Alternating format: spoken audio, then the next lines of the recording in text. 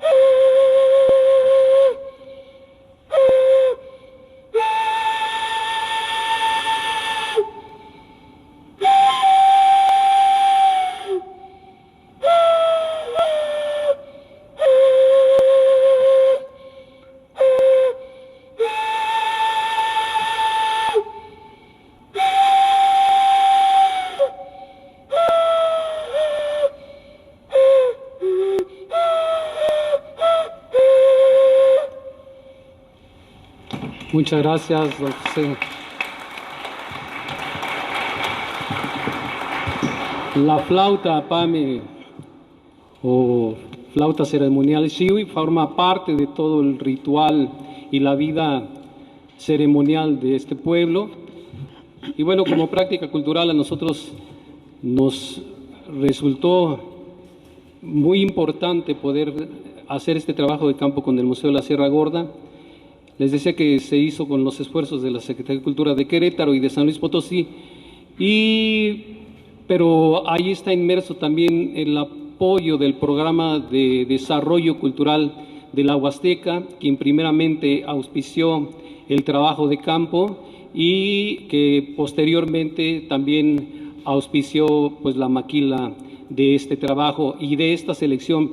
El trabajo de campo es mucho más amplio de lo que presenta el disco y pues yo quisiera leer las palabras de presentación que el propio Junípero Cabrera realizó para dar cuenta de su contenido y de la importancia de este trabajo etnomusicológico.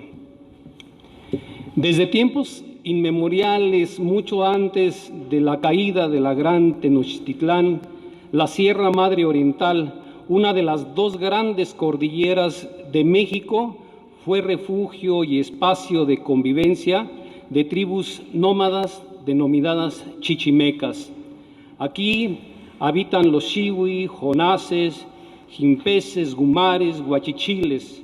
Los Xihui ocuparon desde el siglo XVI una vasta región que de norte a sur se extendía desde Tamaulipas hasta Hidalgo y de oriente a occidente desde la Huasteca Potosina hasta el estado de Michoacán.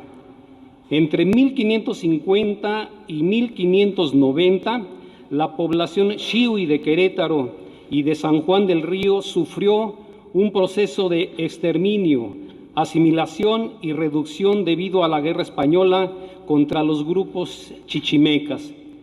Después de la conquista de México y por más de 200 años, las tribus indígenas de la Sierra Gorda se mantuvieron en pie de lucha, sobreviviendo a múltiples embates por conquistar su territorio, resistiendo al acoso permanente de frailes agustinos, dominicos, franciscanos, quienes trataban de imponer el culto a un Dios desconocido y que no era parte de sus vidas, teniendo como refugio y trinchera altas lomas, profundos barrancos y amplias serranías. Los feroces chichimecas de la Sierra Gorda hicieron frente a los intereses coloniales representados por mineros, hacendados, encomenderos, soldados y capitanes de frontera, quienes en busca de poder y riqueza, aventura y prestigio destruían todo a su paso.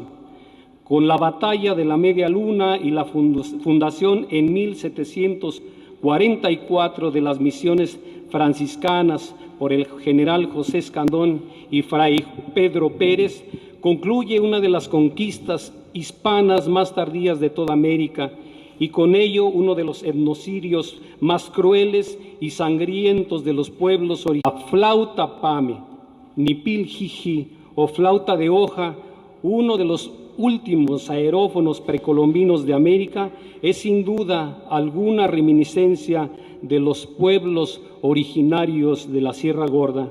Para los Xihui, esta representación artística cumple con la función determinada por su filosofía, su compromiso con la tierra, con el hombre, con la naturaleza. Es una manifestación individual o social interpretada en lengua pame que acompaña los aspectos de su vida comunitaria que los distingue como grupo étnico. Históricamente, el territorio de los grupos indígenas de México ha tenido límites cambiantes, fronteras que debido a diversos factores se estrechan y expanden. Así, por ejemplo, la región Xihui ha sido fragmentada por la línea divisoria de los estados de Querétaro y San Luis Potosí. Sin embargo, estos marcos de la lengua Xihui sirve hoy en día como un homenaje a los últimos descendientes de aquellos orgullosos tiradores de arco y flecha cuyo amor a la libertad representó casi su exterminio. Los muros de las misiones agustinas, dominicas, fernandinas y sus portadas esculpidas por manos indígenas han contemplado a través de los siglos el arribo de una realidad mestiza que aún hoy en día danza en sus atrios en honor a los santos patrones, en la que el dios trueno, el dios venado y la Nipil Jiji siguen marcando los destinos de sus vidas. Atentamente, Junípero Cabrera, presentador del disco, y bueno, le damos paso a don José Santos.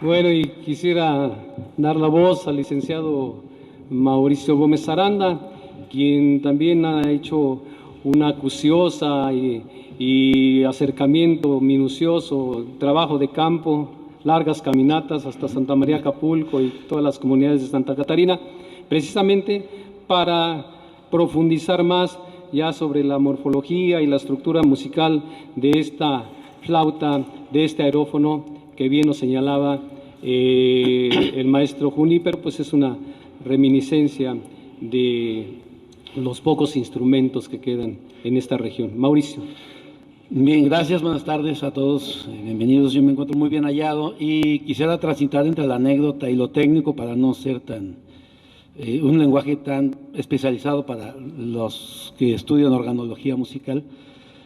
Pero lo primero que tengo que decir es que ciertamente no había carretera todavía hasta allá y mi bocho, algunas veces cuando no había gasolina un señor que tenía en un tambo, pues tenía que apagarlo y dejarlo ir, porque no había certeza de cómo llegar a San Luis.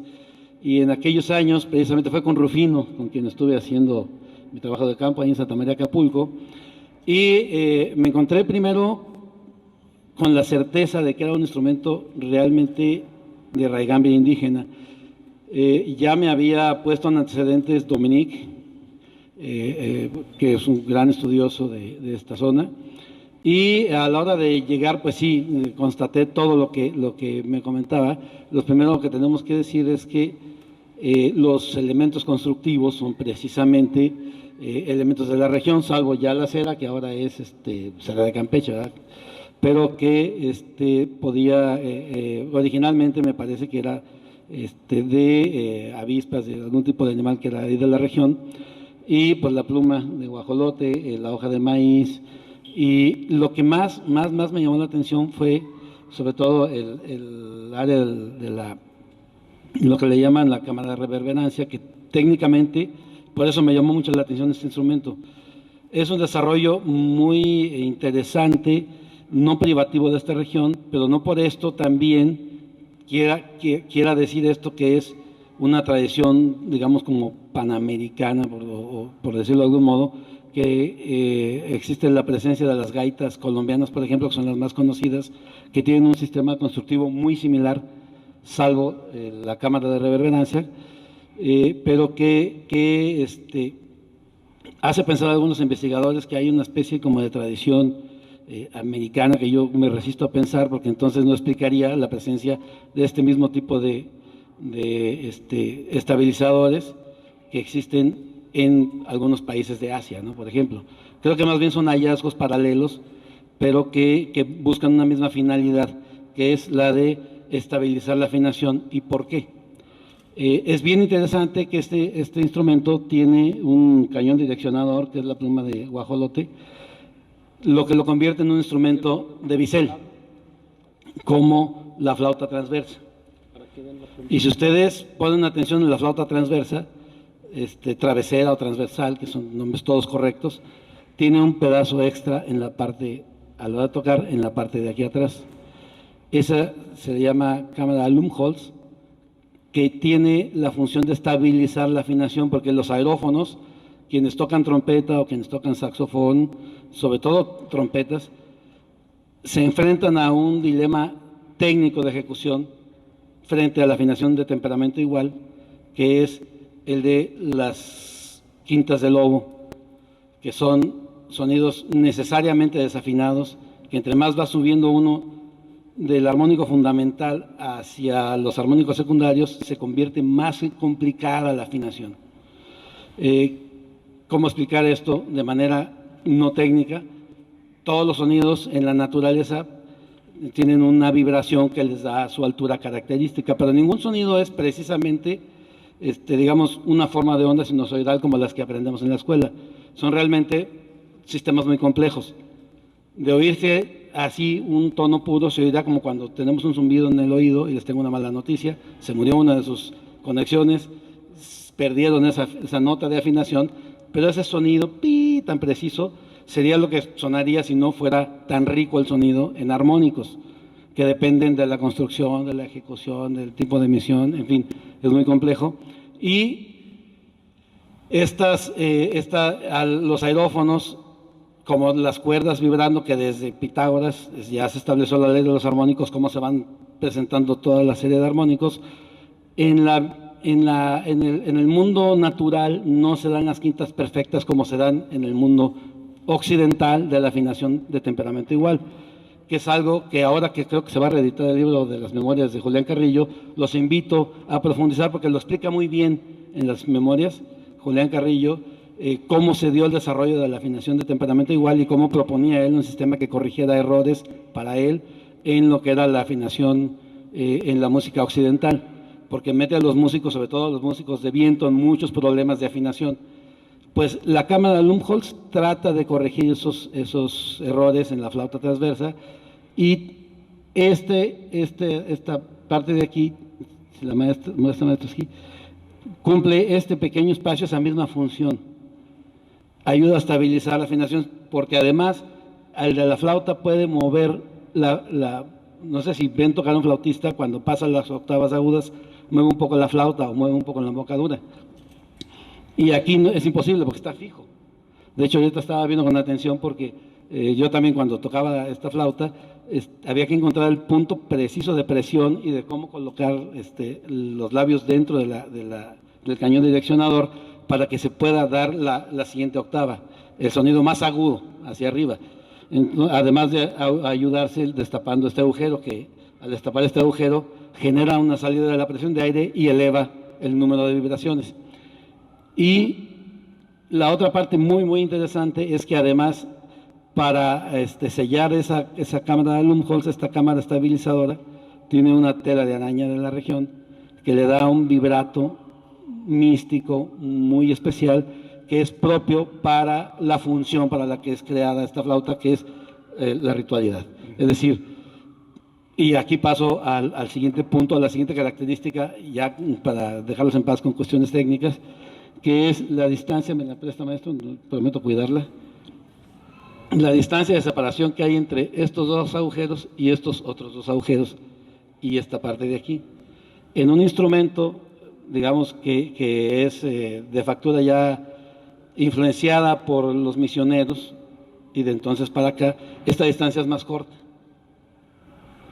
Pero mi inferencia, ¿verdad? No, solamente es algo que podemos pensar que así fue, no hay a quien preguntarle. Esto se dio así por el largo del tubo. Para poder estabilizar, agarrarlo aquí, ponen un dedo aquí y otro dedo aquí, y entonces para estabilizar el movimiento, naturalmente los constructores lo fueron abriendo de forma natural. Es decir, como estos son conocimientos preponderantemente orales, es un texto oral que se va transmitiendo de generación en generación, conforme se fueron dando estos hallazgos, se fue abriendo esta separación. Gracias, maestro. Entonces, eso genera una escala muy particular. La mayor parte de los testigos arqueológicos en Mesoamérica, de las flautas ya chirimías que digamos, pervivieron todavía después de la presencia de los europeos, son regularmente escalas pentáfonas. Y esta ni es ni pentáfona, ni diatónica, ni nada que se le parezca.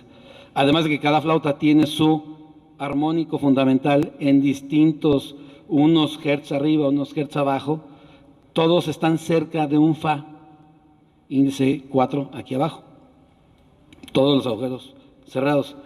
Luego seguiría un sol y luego brinca una tercera menor occidental, más o menos, hacia un sol, hacia un si bemol, perdón. Luego pasa una segunda, que es un do, y luego hace un mi bemol, luego fa, fa sostenido, sol, si bemol y otra vez.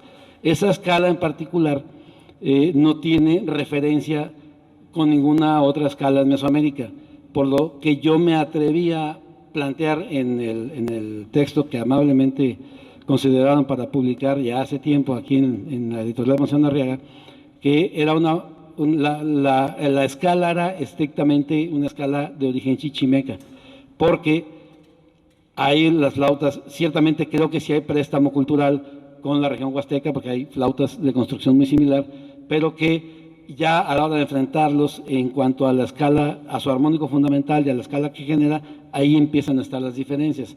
Entonces, yo creo que el préstamo es constructivo, pero la escala, de alguna manera, hay una reminiscencia del pueblo original, y esto se da entre el contacto que naturalmente hay por la cuestión de los caminos desde tiempos mesoamericanos en esa zona, como pues ya después por las zonas de refugio y a donde fueron reducidos los compañeros chiwis, y que al estar ahí también con la presencia de los misioneros, pues algún tipo de préstamo cultural se dio de forma natural en la parte constructiva. Sin embargo, sí es una flauta que presenta una escala muy peculiar, y esto es también porque, diferente en el caso de la misma zona, los cantos del latín, por ejemplo, o estas danzas ya con instrumentos occidentales, pues utilizan escalas diatónicas. Esta flauta pues no se toca en el contexto de ningún acompañamiento. Entonces, por eso se da esa libertad de que, dependiendo del largo del tubo y del largo de las manos del constructor, y más o menos con esos pequeños caprichos, sí hay una escala básica con serias diferencias, lo que hace como complicado usarlo en el contexto occidental. Sin embargo, he realizado mis esfuerzos. Les platico que lo primero que sí tengo es utilizar la escala en mi trabajo musical como eje composicional que genere mi eje armónico, mi propio sistema de armonía funcional basada en esa escala, que me permita como poder expresar el espíritu de la zona. La pieza que compuse basada en esta estructura se llama precisamente Rufino, en honor a Rufino, que fue con quien tuve contacto. Me quedaba en su casa, nos levantábamos a partir de las 6 de la mañana y pasábamos unas jornadas extraordinarias de trabajo, de charla y aprendiendo a tocar la flauta, que yo aprecié mucho, y por eso se llama Rufino esa pieza, que viene en un disco que también editó la Secretaría de Cultura. Y por otro lado, se pueden realizar intentos, lo hicimos en el contexto de los instrumentos aerófonos de banda, en donde se puede tocar se puede acercar con embocadura y con técnicas, se llaman técnicas expandidas, se puede tocar el instrumento acompañado de alientos y lograr ciertas posibilidades con el instrumento. Sin embargo, pues el volumen, como ya ustedes vieron, como es solamente ritual, pues tampoco tiene mucho volumen el instrumento. Es básicamente un instrumento para danzas rituales, entonces es muy complicado, un super pianísimo que tienen que, ahora sí como el Chavo del Ocho, un pianísimo para poder acompañar a la flauta. Pero,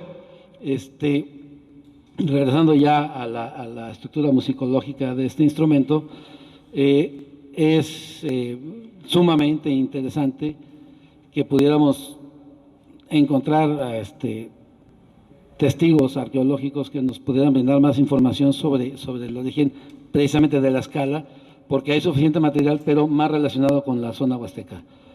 Códices, así donde aparecen imágenes muy parecidas constructivamente a la flauta, pero insisto que tienen un generador y una estructura de armónicos secundarios muy diferentes a la de esta flauta, pero lo más probable es que permanezca en el más absoluto misterio el origen, así preciso, que podamos tener una certeza de por qué da esa escala tan particular. Y por eso mi conclusión desde el plaquet y hasta el día de hoy, a pesar de algunas contradicciones que hemos tenido con otros investigadores, mi conclusión sigue siendo la misma. La escala sí es una escala de origen chichimeca y es una escala netamente xihui. Y celebro que todavía tengamos un tañedor de esta flauta, es el último, y ojalá y pudiera concitarse el interés en los jóvenes o en los niños allá, pero así es la cultura, tendrá que pasar lo que tenga que pasar y esperemos que ojalá y perviva, si no, bueno, tenemos el registro y que por cierto a mí me tocó tenerlo en cassette. Es cuanto, ojalá y haya sido de utilidad, si no, cualquier duda estoy a sus órdenes. Muchas gracias, Mauricio.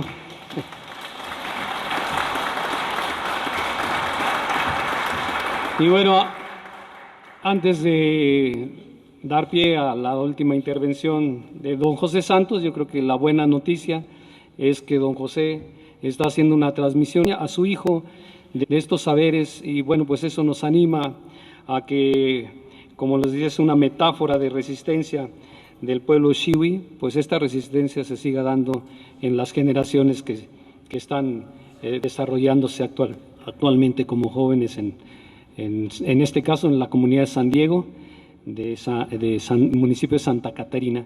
Y yo concluiría nada más resaltando esta estrecha relación que tiene la flauta con la naturaleza, haciendo o enunciando el título de los temas, y también decirles que en esta recopilación hay dos alabanzas que también acompaña la flauta y que vale la pena poner atención a esta parte ceremonial del pueblo xihui. Entonces nos encontraremos con el son de las mariposas, el son de la zorra, el son de las moscas, la flor de abril, una estrella, danza tsukunt us, son de danza, una alabanza, el primer paso, son del primer paso, son del tirante, y aquí me está diciendo Juan, conoce toda esta transmisión oral que se ha dado en su comunidad, alabanza en procesión, son de la víbora. Así es que los invitamos a conservar y que se lleven con ustedes pues este testimonio sonoro del pueblo xihui. Haremos lo propio con la ayuda de Hugo y de los gestores que tienen más contacto con la comunidad para que ellos también tengan este importante testimonio sonoro del pueblo xihui. Así es que termina don José Santos con otro son, ¿verdad?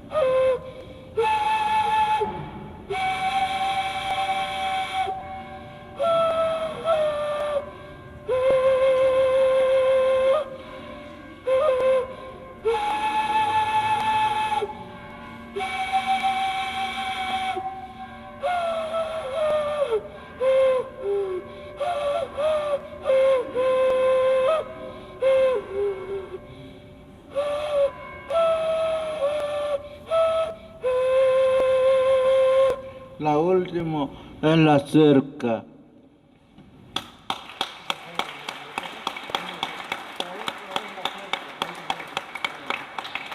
Pues muchas gracias.